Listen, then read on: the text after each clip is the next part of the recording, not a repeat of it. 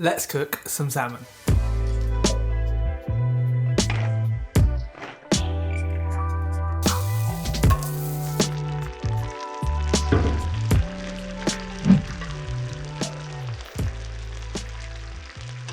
Salmon is a super versatile protein.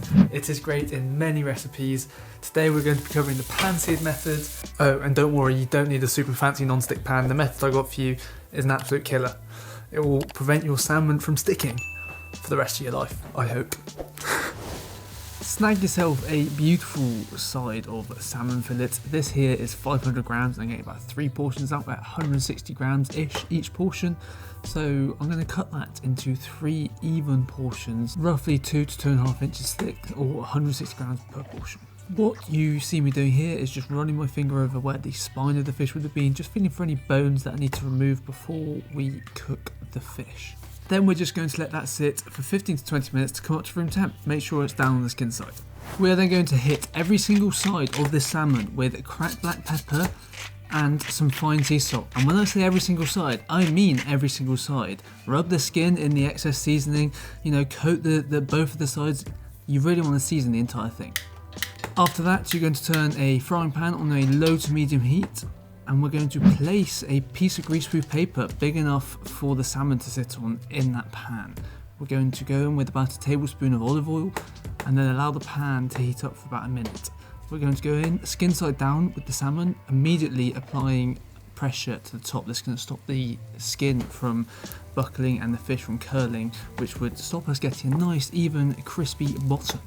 Now we're going to continue cooking the fish for around 5 to 7 minutes on the skin side on the low to medium heat. This is basically going to allow us to get a nice crispy skin while also cooking the fish through. What you're going to see is the flesh of the salmon is going to start to change colour. This is basically the salmon cooking, and this is how we're going to gauge whether or not the salmon is ready to flip. Oh yeah, that skin is starting to look nice and tasty.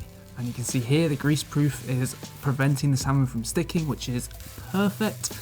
And now we're looking roughly halfway cooked, or the flesh is looking halfway cooked on the salmon. So we're going to give that a flip over in the pan, and then we're going to go in pretty much straight away with about a tablespoon of unsalted butter. We're going to let this melt, and then we're going to continue to baste this over the fish. Basting is essentially just taking the juices from the pan and spooning them back over the top of our delicious looking salmon fillet. We're going to do this until the salmon basically starts to feel slightly firm yet a little bit bouncy. This is our telltale sign that the salmon is pretty much cooked.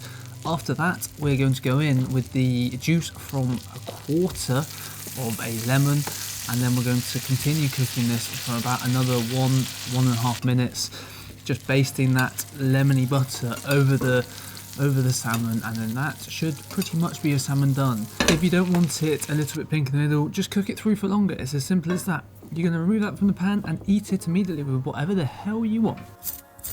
Crispy skin, baby! Hell yeah. Still so juicy because it's fresh out the pan. It's got that kick of lemon in there. Getting your taste buds going. The seasoning's delicious. It's kind of penetrated through. I want some of that crispy skin, man. Give me the crispy skin. Bit my lip. Ouch.